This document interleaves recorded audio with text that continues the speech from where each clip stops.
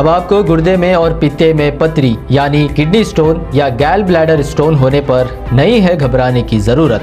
शहर हैदराबाद में सालों से इस इलाज के लिए खानदानी सिलसिले से चला आ रहा है भरोसेमंद नाम RS यूनानी फार्मेसी, जहां पर खास तौर पर पित्ते में मौजूद पथरी और दोबारा पथरी ना होने का किया जाता है मुकम्मल इलाज। आपको इस दर्द से हमेशा के लिए मिल जाएगा छुटकारा।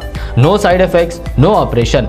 तशखीस करते हुए दवाएं की जाती है फराहम। तो देर ना करें, जल्द ही तशरीफ लाए RS यूनानी pharmacy, Bahadurpura X road, opposite Canara bank, Hyderabad. मज़ीद तफसीलात के लिए रब्त करें 9390610436 पर। चुनाव से पहले सीएम पद के उम्मीदवार की घोषणा करने की रिवायत नहीं। एमबी पाटिल बेंगलुरु के केपीसीसी ऑफिस में मीडिया से बात करते हुए कांग्रेस प्रचार समिति के अध्यक्ष एमबी पाटिल ने कहा कि चुनाव से पहले सीएम पद के उम्मीदवार की घोषणा करने की रिवायत कांग्रेस में नहीं है। पंजाब में सीएम पद के उम्मीदवार को सिर्फ 5 राज्यों के चुनाव के खातिर इसका ऐलान किया गया था, लेकिन कर्नाटक में ऐसे कोई हालात नहीं है। सीएम पद को लेकर खुलासा करते हुए जो बातें रची जा रही थी, इस पर साफ सफाई दी एमबी पाटिल ने और कहा कि हाईकमांड का फैसला ही हमारे लिए आखिरी फैसला होगा। आने वाले विधानसभा इलेक्शन में कांग्रेस 135 सीटों पर जीत दर्ज करेगी और 28 मार्च दोपहर 3 बजे बेंगलुरु पैलेस ग्राउंड के गायत्री विहार में एमबी पाटिल प्रचार समिति का अहदा संभालेंगे। केपीसीसी इंचार्ज रणदीप सिंह सुरजेवाल और कांग्रेस वरिष्ठ नेताओं की मौजूदगी में इस मौके पर केपीसीसी कार्यदर्शी सलीम अहमद भी रहे मौजूद। राज्यसभೆಯಲ್ಲಿ ವಿರೋಧ ಪಕ್ಷದ ನಾಯಕರಾದ ಶ್ರೀ ಮಲ್ಲಿಕಾರ್ಜುನ ಖರ್ಗೆ ಸಾಹೇಬರು ಎಲ್ಲರೂ ಕೂಡ ನನಗೆ ಬೆಂಬಲವನ್ನು ಸೂಚಿಸಿ ಇವತ್ತು ನನಗೆ ಪ್ರಚಾರ ಸಮಿತಿಯ ಒಂದು ಜವಾಬ್ದಾರಿಯನ್ನು ರಾಜ್ಯದ ಪ್ರಚಾರ ಸಮಿತಿ ಜವಾಬ್ದಾರಿ ಕೊಟ್ಟಿದ್ದಾರೆ. ಈಗಾಗಲೇ ನಮ್ಮ ಕೆಪಿಸಿಸಿಯ ಕಾರ್ಯದರ್ಶಿಯಾದಂಥ ಶ್ರೀ ಸಲೀಂ ಅಹಮದ್ ಅವರು ಕಾರ್ಯಕ್ರಮದ ಬಗ್ಗೆ 28ನೇ ತಾರೀಕಿಗೆ ಮಾರ್ಚ್ 28 ಸೋಮವಾರ 3 ಗಂಟೆಗೆ ಪ್ಯಾಲೇಸಿನ ಗಾಯತ್ರಿ ವಿಹಾರದಲ್ಲಿ ಕಾರ್ಯಕ್ರಮದ ಬಗ್ಗೆ ಈಗಾಗಲೇ ಅವರು ಹೇಳಿದ್ದಾರೆ. ಇವತ್ತು ನಾನು ಅಲ್ಲಿ ನನ್ನ ಕಾರ್ಯಾರಂಭವನ್ನು ಅಂತೂ ಅಧಿಕಾರವನ್ನು ವಹಿಸಿಕೊಂಡು ಎಲ್ಲ ಹಿರಿಯರ ಸಮ್ಮುಖದಲ್ಲಿ ಎಲ್ಲ ಶಾಸಕರು, ಮಾಜಿ ಶಾಸಕರು, ಪಕ್ಷದ ಕಾರ್ಯಕರ್ತರು, ಜಿಲ್ಲಾ ಕಮಿಟಿಯ ಮತ್ತು ಬ್ಲಾಕ್ ಕಮಿಟಿಯ ಮತ್ತು ಮುಂಚಿನ ಎಲ್ಲ ಜೊತೆಗೆ ಎಲ್ಲ ಯುವ ಮುಖಂಡರ ನೇತೃತ್ವದಲ್ಲಿ ಒಂದು ದಿವಸ ನಮ್ಮ ಸಮ್ಮುಖದಲ್ಲಿ ನಾನು ನನ್ನ ಪದಗ್ರಹಣವನ್ನು ಮಾಡಿಕೊಂಡು ನನ್ನ ಕಾರ್ಯರೂಪವನ್ನು ಪ್ರಾರಂಭ ಮಾಡ್ತೇನೆ. ಇವತ್ತು ನಾನು ಭಾಳಷ್ಟು ವಿಚಾರಗಳನ್ನು ಹೇಳಕ್ಕೆ ಹೋಗೋದಿಲ್ಲ, ಯಾಕಂದರೆ ನಾನೇನು ಪದಗ್ರಹಣ ಮಾಡ್ಕೊಂಡ್ಮೇಲೆ ಆ ಕಾರ್ಯಕ್ರಮದಲ್ಲಿ ತಮ್ಮನ್ನು ಉದ್ದೇಶಿಸಿ ನಾವು ಏನು ಕಾರ್ಯಕ್ರಮಗಳನ್ನ ಹಮ್ಮಿಕೊಳ್ತೀವಿ ಮತ್ತು ಅದಕ್ಕಿಂತ ಅದು ಪದಗ್ರಹಣ ಆದ್ಮೇಲೆ ಇವತ್ತು ದಿವಸ ನಮ್ಮ ಪ್ರಚಾರ ಸಮಿತಿಯೂ ಕೂಡ ದಿವಸ ರಚಿಸಬೇಕಾಗ್ತದೆ. ರಾಜ್ಯದ ಪ್ರಚಾರ ಸಮಿತಿಯ ಪದಾಧಿಕಾರಿಗಳನ್ನ ಮತ್ತು ಜಿಲ್ಲೆಯ ಲೆವೆಲ್ನಲ್ಲಿ ಕೆಲಸ ಜಿಲ್ಲಾ ಪದಾಧಿಕಾರಿಗಳು ಕೂಡ ಎಲ್ಲ ಹಿರಿಯರ ಜೊತೆಗೆ ಚರ್ಚಿಸಿ ಅದನ್ನು ನಮ್ಮ AICCಯ ಪ್ರಧಾನ ಕಾರ್ಯದರ್ಶಿಗಳಾದಂಥ ಶ್ರೀ ಮತ್ತು ಉಸ್ತುವಾರಿಗಳಾದಂಥ ರಣದೀಪ್ ಸುರ್ಜೇವಾಲ ಚರ್ಚಿಸಿ ಅದನ್ನು ಅಂತಿಮಗೊಳಿಸಿ ಕೆಲವೇ ದಿನಗಳಲ್ಲಿ ಅದನ್ನು ರಚನೆಯನ್ನು ಮಾಡಿದ್ದು ನಾವು ಕಾರ್ಯಕ್ರಮವನ್ನು ಮಾಡಿದ್ದೇವೆ. ಅದಲ್ಲದೆ ಭಾಳಷ್ಟು ಮಾಹಿತಿ ಉಂಟು ಸಹ ನಾನು ಪಡ್ಕೊಂಡಿದ್ದೀನಿ. ಒಂದು 5 ಬಾರಿ ಶಾಸಕನಾಗಿ, 1 ಬಾರಿ ಸಂಸದನಾಗಿ, 5 ವರ್ಷ ನಾನು ಜಲಸಂಪನ್ಮೂಲ ಸಚಿವನಾಗಿ, ನಂತರ ಗೃಹ ಸಚಿವನಾಗಿ ಒಂದು ಸಹ ಅನುಭವದ ಹಿನ್ನೆಲೆಯಲ್ಲಿ ಜೊತೆಗೆ ಎಲ್ಲ ನಾಯಕರು, ಯುವಕರು ಬಹಳಷ್ಟು ಪಕ್ಷಾತೀತವಾಗಿದ್ರು ನಮ್ಮ ಮಾಧ್ಯಮ ಮಿತ್ರರಿಗೆ ಎಲ್ಲರೂ ಕೂಡ ಬಹಳಷ್ಟು ಸಲಹೆ ಸೂಚನೆಗಳು ಯಾವ ರೀತಿ ಪ್ರಚಾರ ಕಾರ್ಯಕ್ರಮ ಮಾಡ್ಕೋಬಹುದು ಅಂತ ಹೇಳಿದ್ದಾರೆ. ನಾನು ಒಂದು ಮಾತನ್ನು ಹೇಳ್ತೇನೆ, ನಾನು ಎಲ್ಲರನ್ನ ತೆಗೆದುಕೊಂಡು ನಾನು ಅಧಿಕಾರ ವಹಿಸಿಕೊಂಡ ನಂತರ ಒಂದು ಹಿರಿಯ ನಾಯಕರ ಸಭೆಯನ್ನ ಮಾಡಿ ಅವರ ಎಲ್ಲ ಸಲಹೆ ಸೂಚನೆಗಳನ್ನ, ಅಭಿಪ್ರಾಯಗಳನ್ನ ಪಡೆದುಕೊಂಡು ತದನಂತರ ನಮ್ಮ ಎಲ್ಲ ಯುವ ಮುಖಂಡರು, ಶಾಸಕರಿದ್ದಾರೆ, ಮತ್ತಿನ್ನೆಲ್ಲ ಯುವ ನಾಯಕರಿದ್ದಾರೆ, ಅವರ ಎಲ್ಲ ಒಂದು ಅಭಿಪ್ರಾಯವನ್ನ ಪಡೆದುಕೊಂಡು ನಾವು ಯಾವ ರೀತಿ ನಮ್ಮ ಕಾರ್ಯತಂತ್ರವನ್ನು ರೂಪಿಸಬೇಕು, ಯಾವೆಲ್ಲ ವಿಷಯಗಳ ಮೇಲೆ ಒಂದು ನಾವು ಪ್ರಚಾರವನ್ನು ಮಾಡಬೇಕು ಅನ್ನೋದನ್ನ ರೂಪಿಸ್ತಾರೆ ಅನ್ನೋ ಮಾತ್ರ ಈ ಸಂದರ್ಭದಲ್ಲಿ ನಾನು ಹೇಳಕ್ಕೆ ಬಯಸ್ತೇನೆ. ಇನ್ನೆಲ್ಲ ವಿಚಾರಗಳನ್ನ 28ನೇ ತಾರೀಕಿಗೆ ನಾನು ಪದಗ್ರಹಣ ಮಾಡಿದ ಮೇಲೆ ಆ ಒಂದು ಸಂದರ್ಭ ನಾನು ನನ್ನೆಲ್ಲ ವಿಚಾರಗಳನ್ನ ದಿವಸ ನಾನು ಬರ್ತೀನಿ ಅಂತ ಹೇಳಿ ಇವತ್ತು ಏನು ಕಾರ್ಯಕ್ರಮ ಇದೆ ಆ ಕಾರ್ಯಕ್ರಮಕ್ಕೆ ದಿವಸ ರಾಜ್ಯದ ಎಲ್ಲ ಹಿರಿಯ ನಾಯಕರು, ಪಕ್ಷದ ಪದಾಧಿಕಾರಿಗಳು, ನಮ್ಮ ಶಾಸಕರು, ಮಾಜಿ ಶಾಸಕರು, ಸಂಸದರು, ಮಾಜಿ ಸಂಸದರು, ಬ್ಲಾಕ್ ಜಿಲ್ಲಾ ಕಮಿಟಿಯ ಎಲ್ಲ ಸದಸ್ಯರು, ಕಾರ್ಯಕರ್ತರು, ವಿಶೇಷವಾಗಿ ರಾಜ್ಯದ ಎಲ್ಲ 224 ಮತಕ್ಷೇತ್ರಗಳಿಂದ ದಿವಸ ಮೂಲೆಗಳಿಂದ ಸಹ ಆಗಮಿಸ್ತಿದ್ದಾರೆ. ಆ ಹಿನ್ನೆಲೆಯಲ್ಲಿ ತಮ್ಮ ಮೂಲಕ ತಮಗೆ ವಿನಂತಿ ಮಾಡ್ಕೊಳ್ಳೋದಂದ್ರೆ ನಮ್ಮ ಮೂಲಕನೂ ಕೂಡ ಇದಕ್ಕೆ ಒಂದು ಪ್ರಚಾರವನ್ನು ಕೂಡ ನಾವು ಕೊಡ್ತಿರೋ ಒಂದು ಆಶಯವನ್ನು ಅವತ್ತು ಸಹ ನಾನು ವ್ಯಕ್ತಪಡಿಸಿ ನಮ್ಮೆಲ್ಲರಿಗೂ ಈ ಒಂದು ಪತ್ರಿಕಾಗೋಷ್ಠಿಗೆ ತಮ್ಮ ಆಗಮಿಸಿದ ಎಲ್ಲ ಪತ್ರಿಕಾ ಮಾಧ್ಯಮಗಳಿಗೆ ನಾನು ಅಭಿನಂದನೆ ಸಲ್ಲಿಸ್ತೇನೆ. ಅದರ ಜೊತೆಗೆ ನಮ್ಮ KPCC ಕಾರ್ಯಾಧ್ಯಕ್ಷರಾದ ಸಲೀಂ ಅಹಮದ್ ಅವರಿಗೆ ಮತ್ತು ನಮ್ಮೆಲ್ಲರ ಹಿರಿಯರು, ಇವತ್ತು ನಮ್ಮ ಕಮ್ಯುನಿಕೇಷನ್ ಸಂಪರ್ಕ ವಿಭಾಗದ KPCC ಅಧ್ಯಕ್ಷ ಚೇರ್ಮನ್ರಾದಂಥ ಆತ್ಮೀಯರಾದ ದೇವ್ ಶಂಕರ್ ಅವರು, ನಮ್ಮ ಮೆಹಬೂಬ್ ಖಾನ್ ಅವರು ಎಲ್ಲರೂ ಕೂಡ ದಿವಸ ನಮಗೆ ಇದ್ದಾರೆ. ಅವರೆಲ್ಲರೂ ಕೂಡ ನಾನು ನನ್ನ ಈ ಪತ್ರಿಕಾಗೋಷ್ಠಿಯಲ್ಲಿ ಭಾಗಿಯಾಗಿದ್ದಕ್ಕೆ ಮತ್ತು ಸಲೀಂ ಅಹಮದ್ ಅವರಿನ ವಿಚಾರಗಳನ್ನ ಹಂಚಿಕೊಂಡಿದ್ದಾರೆ ಈ ಸಂದರ್ಭದಲ್ಲಿ ನಾನು ಇಷ್ಟೇ ಹೇಳಬೇಕು. ಹೆಚ್ಚಿಗೆ ನಾನು ಅಧಿಕಾರ ವಹಿಸಿಕೊಂಡ ನಂತರ ನಾನು ನನ್ನ ಉದ್ಯೋಗವಾದಂಥ ವಿಚಾರಗಳನ್ನ ಧನ್ಯವಾದಗಳು.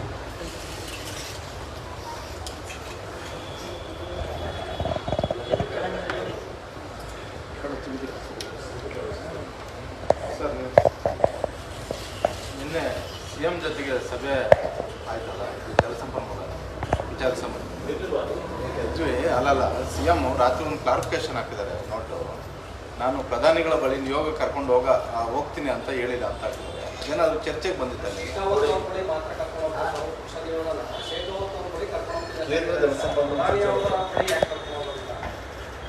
ನೋಡಿ, ನಿನ್ನೆ ನಮ್ಮ ವಿಚಾರಗಳನ್ನ ನಾವು ವ್ಯಕ್ತಪಡಿಸಿದ್ದೀವಿ. ನಮ್ಮ ವಿರೋಧ ಪಕ್ಷದ ನಾಯಕರಾದಂಥ ಸಿದ್ದರಾಮಯ್ಯನವರು, KPCC ಅಧ್ಯಕ್ಷರು, ಮಾಜಿ ಜಲಸಂಪನ್ಮೂಲ ಸಚಿವರಾದಂಥ DK ಶಿವಕುಮಾರ್ ಅವರು, ಹಿರಿಯ ನಾಯಕರಾದಂಥ ಜಲಸಂಪನ್ಮೂಲ ಸಚಿವರಾದ ಮಾಜಿ ಜಲಸಂಪನ್ಮೂಲ ಸಚಿವರಾದ HK ಪಾಟೀಲ್, ನಾವು ಸುದೀರ್ಘವಾಗಿ ಕೃಷ್ಣಾ ವಿಚಾರದಲ್ಲಿ ಇವತ್ತು ನೋಟಿಫಿಕೇಶನ್ ಆಗಬೇಕು. ಯಾಕಂದರೆ ಬ್ರಿಜೇಶ್ ಕುಮಾರ್ ತೀರ್ಪು ಬಂದು 2013ನೇ ಇಶ್ಯೂಯಲ್ಲಿ ಇವತ್ತು ಸಹ ತೀರ್ಪು ಬಂದಿತ್ತು. 2010 ತೀರ್ಪು ಬಂತು, ಸ್ಪಷ್ಟೀಕರಣ ಅಂತಿಮಗೊಂಡಿತ್ತು. 2013 ಸ್ಪಷ್ಟೀಕರಣ ಬಂದು 2013ರಿಂದ ಇಲ್ಲಿವರೆಗೆ ಸುಮಾರು 9 ವರ್ಷ ಅವತ್ತು ಗತಿಸಿದ್ದಾರೆ. ಹೀಗಾಗಿ ಅದು ನೋಟಿಫಿಕೇಶನ್ ಆಗುವಂಥದ್ದು ಬಹಳ ಅವಶ್ಯಕತೆ ಇದೆ. ನಮ್ಮ ಪಾಲಿನ 173 TMCಯನ್ನು ನಾವು ಬಳಕೆ ಮಾಡ್ಕೋಬೇಕಾಗಿದೆ. ಹೀಗಾಗಿ ಅತಿ ಮಹತ್ವದ ವಿಚಾರ. ಅದಕ್ಕೆ ಇವತ್ತು ಅಲ್ಲಿ ಡಬಲ್ ಇಂಜಿನ್ ಸರ್ಕಾರ ಇದೆ ರಾಜ್ಯದಲ್ಲಿ, ರಾಜ್ಯ ಮತ್ತು ದೇಶದಲ್ಲಿ.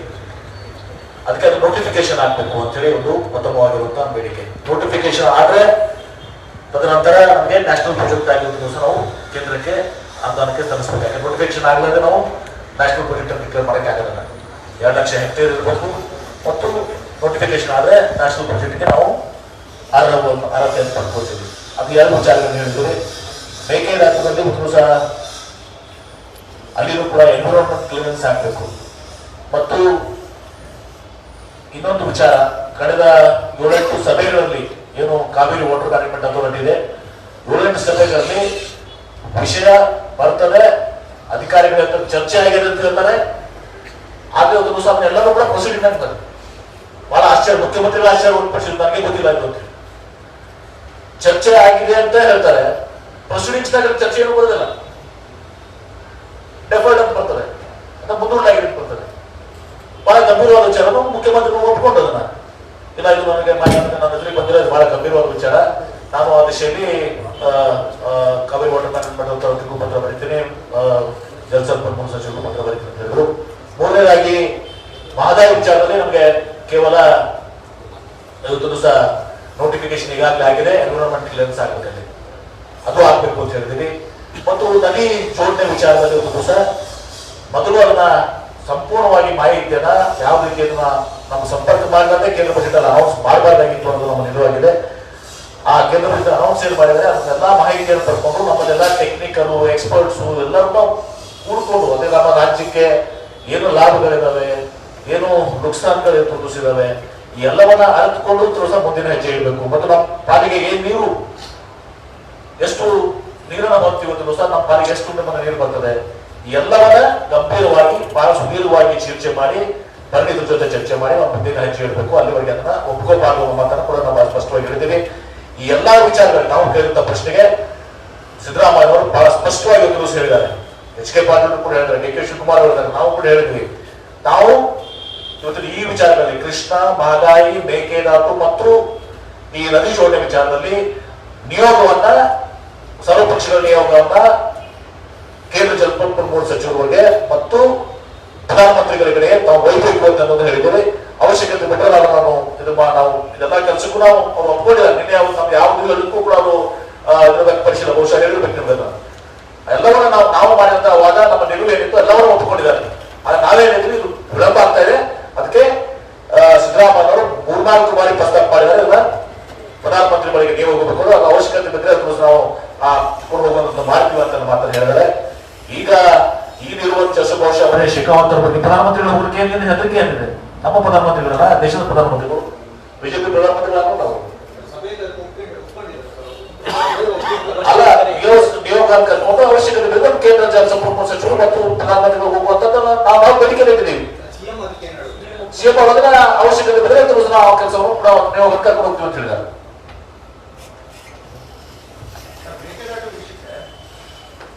ತಮಿಳುನಾಡಿನ ಯಾವುದೇ ತಕರಾರು ಇಲ್ಲ ಅಂತ ನೀವು ಹೇಳ್ತಾರೆ. ಅಂದ್ರೆ ಸುಪ್ರೀಂ ಕೋರ್ಟ್ ಅಲ್ಲಿ 2-3 ಕೇಸ್ ಒಂದು ರೆಫರ್ ಮಾಡಿದ್ರಂತೆ, ನೋಡಿ, ಸುಪ್ರೀಂ ಕೋರ್ಟ್ ನಲ್ಲಿ ಇವತ್ತು ಕೃಷ್ಣಾದಲ್ಲಿ ನಾವು ಹಾಕಿದ್ವಿ, ಎಸ್.ಎಲ್.ಪಿ ಹಾಕಿದ್ವಿ, ಅವರು ಹಾಕಿದ್ದಾರೆ, ಆಂಧ್ರದವರು ಹಾಕಿದ್ದಾರೆ. ಅದೇ ರೀತಿ ಮೇಕೆದಾಟದಲ್ಲಿ ಇವತ್ತು ಈಗಲ್ಲ, ಅವಾಗನೇ ಬಹಳ ನಾನು ಜಡ್ಜರ್ ಮುಗಿಸಿದ ಅವಾಗ ಹಾಕಿದ್ದಾರೆ. ಅದು ಹಾಕಿದ್ದಕ್ಕಿಂತ ಅದ್ರಾಗಿಲ್ಲ ಆದೇಶ ಹಾಕಬೇಕನ, ಏನಾದ್ರು ಆದೇಶ ನಿರ್ಬಂಧನೆ ಇದೆಯಾ? ನಿಮ್ಗೆ ಏನಾದ್ರು ಸ್ಟೇ ಇದೆಯಾ ಅದಕ್ಕೆ, ಅಥವಾ ಏನಾದ್ರು ಮಾಡಿ ಇನ್ಸ್ಟ್ರಕ್ಷನ್ಸ್ ಇದಾವ? ಇಲ್ಲಲ್ಲ. ಮೇಕೆದಾಟದಲ್ಲಿ there is no orders against us, just the petition is pending before the Supreme Court. Petition ನಲ್ಲಿ ಆದೇಶ ಇರಬೇಕಲ್ಲ. ನೀವು ಒಂದು ಪೆಟಿಷನ್ ಹಾಕ್ತೀರಾ, ಆ ಪೆಟಿಷನ್ ಮೇಲೆ ಆದೇಶ ಸುಮ್ಮನೆ ನಾವು ನಿಮ್ಮ ಒಂದು ಪೆಟಿಷನ್ ಹಾಕ್ತೀನಿ, ಆ ಪೆಟಿಷನ್ ಆದೇಶ ಬಂದ್ರೆ ಸಹ ನೀವು ಇದು ಮಾಡ್ಬೋದು, restricting you staying that also one, ಅಥವಾ ಏನೋ ಸಜೆಷನ್ ಕೊಟ್ಟಿದ್ರು. ಈ ಕೃಷ್ಣಾದಲ್ಲಿ ಏನಾಗಿದೆ, 2011 ಗೆಜೆಟ್ ನೋಟಿಫಿಕೇಶನ್ ಮಾಡಬಾರ್ದು 5(3) ಅಂದ್ರೆ ರೆಫರೆನ್ಸ್ ಪೆಟಿಷನ್ ಮುಗಿಯುವರಿಗೆ ಅಂತ ಇತ್ತು. ಹೀಗಂತ ಏನೂ ಇಲ್ಲಲ್ಲ ಇಲ್ಲಿ. ಎನ್ವಿರಾನ್ಮೆಂಟ್ ಕ್ಲಿಯರೆನ್ಸ್ ಅಷ್ಟೇ ಇವತ್ತು ಸರ್ ಬರುವಂತದ್ದು. ಕಾವೇರಿ ವಾಟರ್ ಮ್ಯಾನೇಜ್ಮೆಂಟ್ ಅಥಾರಿಟಿಯಲ್ಲಿ ಒಂದು 4-5 ಬಾರಿ ಮುಂದೆ ಹೋಗ್ತಾ ಇದೆ, ಚರ್ಚೆಗೆ ತಗೋಲ್ಲ, ಚರ್ಚೆಗೆ ತಗೊಂಡಿದ್ದಾರೆ ಅಂತ ಹೇಳ್ತಾರೆ, ಅದು ಪ್ರೊಸೀಡಿಂಗ್ಸ್ ಬಂದಿಲ್ಲ. ಬಹಳ ಗಂಭೀರವಾದಂತ ವಿಚಾರ ಇದು. ಈಗ ನಮ್ಮ ಮಾಜಿ ನೀರಾವರಿ ಸಚಿವರು ಹೇಳಿದ್ದಾರೆ, ನಿಮಗೆ ಸದ್ಯಕ್ಕೆ 2 ವರ್ಷ ಆದ ನಂತರ ಈ ಸರ್ಕಾರಕ್ಕೆ ಜ್ಞಾನೋದಯ ಬಂದಿದೆ ನೀರಾವರಿ ಬಗ್ಗೆ. ಈ ಸರ್ಕಾರ ಇದಕ್ಕೆ ರಾಜಕೀಯ ಇಚ್ಛಾಶಕ್ತಿ ಇಲ್ಲ. ಯಾಕಂದ್ರೆ ನಾವು ಹೋರಾಟ ಮಾಡಿದ್ವಿ ಮೇಕೆದಾಟು ಬಗ್ಗೆ, ನಾವು ಮಾದಾಯಿ ಹೋರಾಟ ಮಾಡ್ತೀವಿ ಅಂತ ಹೇಳಿದ್ವಿ, ಕಲ್ಯಾಣ ಕರ್ನಾಟಕ ವಿಚಾರ ತಗೊಂಡು ನಾವು ಹೋರಾಟ ಮಾಡ್ತೀವಿ ಅಂತ ಹೇಳಿದ್ವಿ. ಆವಾಗ 1,000 ಕೋಟಿ ಇಲ್ಲೂ ಕೊಟ್ವಿ, 1,000 ಮಾದಾಯಿ ಕೊಟ್ಟಿಲ್ಲ, 5,000 ಲಕ್ಷ. ಆದ್ರೆ ಇವರು ಅಧಿಕಾರ ಬರೋ ಮುಂಚೆ ಹೇಳಿದ್ರು, ಯಾರು ಎಕ್ಸ್ಪೆಕ್ಟ್ ನಾವು ಎಕ್ಸ್ಪೆಕ್ಟ್ ಮಾಡಿದ್ವಿ ಬೊಮ್ಮಾಯಿ ಅವರು ಕನಿಷ್ಠ 1 ಲಕ್ಷ ಕೋಟಿ ನೀರಾವರಿಗೆ ಇರ್ತಾರಂತ. ಆದ್ರೆ ಅವ್ರು ಕೊಟ್ಟಿದ್ದು 20,000. ಅದರಿಂದ ಇವತ್ತು ಏನು 25 ಎಂಪಿಗಳಿದ್ದಾರೆ, 5 ಮಂತ್ರಿಗಳಿದ್ರು ಕೂಡ ಒಂದು ಎನ್ವೈರನ್ಮೆಂಟ್ ಕ್ಲಿಯರೆನ್ಸ್ ತಗೊಳಕ್ಕೆ 2 ವರ್ಷ ಬೇಕಾ? ಈ ಸರ್ಕಾರಕ್ಕೆ ಬದ್ಧತೆ ಇಲ್ಲ. ಅದರಿಂದ ಅದಕ್ಕೆ ನಾವು ಬೀದಿಗೆ ಬಂದು ಹೋರಾಟ ಮಾಡೋ ಸ್ಥಿತಿ ಬಂತು ನಮಗೆ. ಅದರಿಂದ ಸರ್ಕಾರ ಇವಾಗ ನೀರಾವರಿ ಸಂಪೂರ್ಣವಾಗಿ ಇಡಲಾಗಿದೆ. ಅಟ್ಲೀಸ್ಟ್ ಈಗಾಗಲೂ ಒಂದು ಆಲ್ ಪಾರ್ಟಿ ಮೀಟಿಂಗ್ ಕರೆದು ಚರ್ಚೆ ಮಾಡಿದ್ದಾರೆ. ಇದು ಕೇವಲ ನಮ್ಮ ಹೋರಾಟದ ಫಲ. ಇದು ನಾವು ಏನು ಹೋರಾಟ ಮಾಡಿದ್ವಿ ಅದಕ್ಕೆ ನಾವು ಆಲ್ ಪಾರ್ಟಿ ಮೀಟಿಂಗ್ ಕರೆದಿರೋ ಅಂತ ಹೇಳ್ತಾರೆ. ಆಮೇಲೆ ನಾವು ಅರ್ಥ ಮಾಡ್ಕೋಬೇಕು. ಈಗ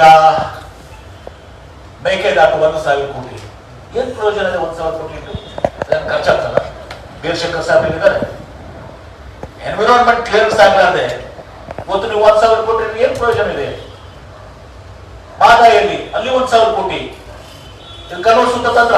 ಅಲ್ಲಿ ಎನ್ವಿರಾನ್ಮೆಂಟ್ ಕ್ಲೇಮ್ಸ್ ಆಗಬೇಕು, ಎನ್ವಿರಾನ್ಮೆಂಟ್ ಕ್ಲೇಮ್ಸ್ ಆಗಬೇಕು, DPR ಅಪ್ರೂವಲ್ ಆಗಬೇಕು, ಎಲ್ಲ ಆಗಿ ಟೆಂಡರ್ ಆಗಬೇಕು. ಅದಕ್ಕೆ 1 ವರ್ಷ ಅಂತ ಹೋಗ್ತದೆ.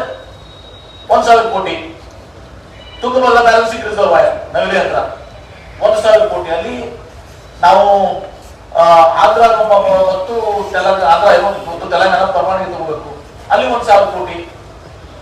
ಏನು ಮೇಕೆದಾಟು, ತುಂಗಭದ್ರಾ, ಆಮೇಲೆ ಇದು ನಿಮ್ಮ ಮಾದಾರಿ ಬಿಟ್ಟಿದಾರ 1,000 ಕೋಟಿ ರೂಪಾಯಿ. ಇದು ಸುಮ್ಮನೆ ಐವಾಶ್. ಇದೇನು ಆಗ್ಬೇಕಾಗಿದ್ದ ಕೆಲಸ ಬೇರೆ. ಈಗ ಹೇಳಿದ್ರಲ್ಲ, ನೋಟಿಫಿಕೇಶನ್ ಆಗ್ಬೇಕು, ಎನ್ವಿರಾನ್ಮೆಂಟ್ ಕ್ಲೇಮ್ಸ್ ಆಗ್ಬೇಕು, ಎಲ್ಲವೂ ಆಗ್ಬೇಕು. ಅದ್ರ ಬಿಡ್ಕೊಂಡು ಸುಮ್ಮನೆ ಅದು ಇಲ್ಲಾರ್ದೆ ಸುಮ್ಮನೆ 1,000 ಕೋಟಿ ಅಂದ್ರೆ ಏನಂತ? ಜಸ್ಟ್ ಐವಾಶ್ ಕಾನೂನು ತಂತ್ರ ಇದು, ಜನರನ್ನು ಮಾಡುವಂತ ತಂತ್ರ ಇದು. ನಿಮ್ಮ ಪಾದಯಾತ್ರೆಗೆ ಸ್ಪಂದನೆ ಅಂತ ನಿಮ್ಮ ಅಧ್ಯಕ್ಷರು ಹೇಳಿದ್ರು. ನಮ್ಮ ಪಾದಯಾತ್ರೆ ಮಾಡಿದ್ದಕ್ಕೆ ಸರ್ಕಾರ ಇದು ಮಾಡಿದೆ.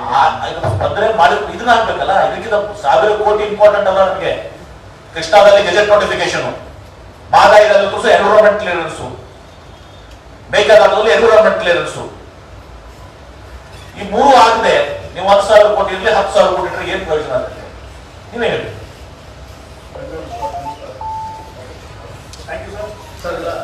ರಾಷ್ಟ್ರ ಮಟ್ಟದಲ್ಲಿ ಕಾಂಗ್ರೆಸ್ ಈಗ ಪಂಚರಾಜ್ಯಗಳ ಚುನಾವಣೆ ಹಿನ್ನೆಲೆ ಆಗಿತ್ತು. ಆದ್ರೂ ಒಂಥರ ಸಂದಿಗ್ಧ ಸಮಯದ ನಿಮಗೆ ಪ್ರಚಾರ ಸಮಿತಿಯ ಅಧ್ಯಕ್ಷ ಸ್ಥಾನ ಕೊಟ್ಟಿದ್ದಾರೆ. ಇವತ್ತು ಸವಾಲು ಅನ್ನಿಸ್ತಾ ಇಲ್ಲ ನಿಮಗೆ? ನಿಶ್ಚಿತವಾಗಿ ನಿರ್ವಹಿಸ್ತೀರಾ ನೀವು? ನೋಡಿ, ಕಾಂಗ್ರೆಸ್ ಪಕ್ಷಕ್ಕೆ ನಾನು ಪ್ರಾರಂಭ ಮಾಡಿ ಭವ್ಯವಾದಂತ ಒಂದು ಇತಿಹಾಸ ಇದೆ, ಹಿನ್ನೆಲೆ ಇದೆ. ಇಂಥ ಬಹಳಷ್ಟು ಸೋಲುಗಳನ್ನ ಗೆಲುವುಗಳನ್ನ ನಾವು ನೋಡಿದ್ದೀವಿ. ಹೀಗಾಗಿ ಈ ಪಂಚರಾಜ್ಯ ನಾವು ಸೋತಿದ್ದೀವಿ. ನಾವು ಅದನ್ನ ತಲೆಬಾಗಿ ಅದನ್ನ ತೀರ್ಪನ್ನು ಒಪ್ಕೊಂಡಿದ್ದೀವಿ. ಕರ್ನಾಟಕ ರಾಜ್ಯದ ಪರಿಸ್ಥಿತಿ ಬೇರೆ.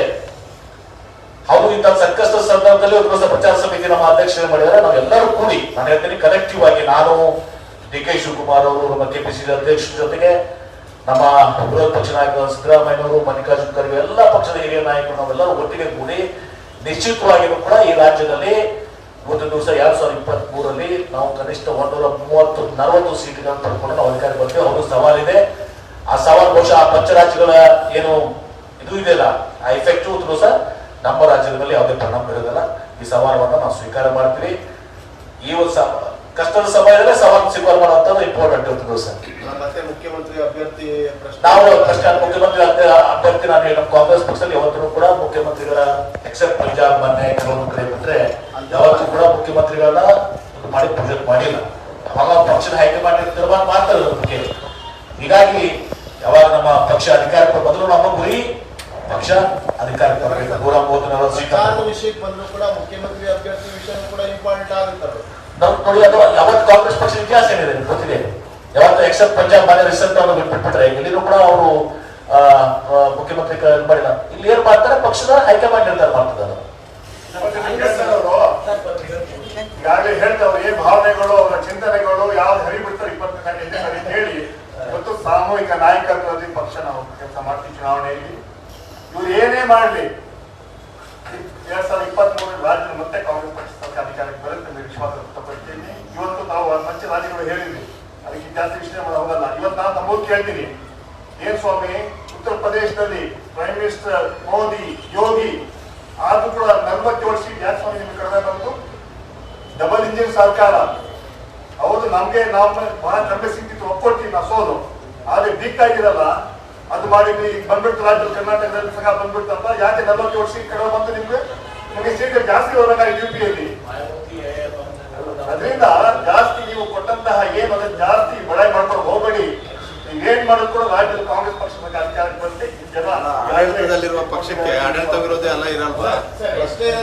ಅಲ್ಲ, ಆಡಳಿತದಲ್ಲಿರುವ ಪಕ್ಷಕ್ಕೆ 5 ವರ್ಷ ಆಡಳಿತ ವಿರೋಧಿ ಅಲ್ಲ ಇರಲ್ವಾ? ಪ್ರಚಾರ ಸಮಿತಿಯ ಅಧ್ಯಕ್ಷರಿಗೂ ಒಂದು ಚಾನ್ಸ್ ಸಿಕ್ಕಿರೋ ಮುಖ್ಯಮಂತ್ರಿ ಅಭ್ಯರ್ಥಿ ನಮ್ಮ ಉದ್ದೇಶ ಈಗ ಪಕ್ಷ ಅಧಿಕಾರಕ್ಕೆ ಬರಬೇಕು. ಅದೇನಂತ ಕೂಸುಕ್ಕಿಂತ ಮುಂಚೆ ಅದು ಪಕ್ಷ ನಿರ್ಧಾರ ಮಾಡ್ತದೆ ಯಾರು ಮುಖ್ಯಮಂತ್ರಿ ಆಗ್ಬೇಕು ಏನಂದ್ರೆ ಪಕ್ಷ. ನಾವು ಅಧಿಕಾರಕ್ಕೆ ಬಂದ್ಮೇಲೆ ಮೊದಲ ನಂಬರ್ಸ್ ಬರ್ಬೇಕಲ್ಲ, ನಮ್ಮ ನಂಬರ್ಸ್ ಬಂದ್ಮೇಲೆ ಪಕ್ಷ ನಿರ್ಧಾರ ಮಾಡ್ತದೆ, ಶಾಸಕರ ಅಭಿಪ್ರಾಯ ಪಡ್ಕೊಳ್ತದೆ. ಅದು ನಮ್ಮ ಕಾಂಗ್ರೆಸ್ ನಲ್ಲಿರುವಂತ ಪದ್ಧತಿ.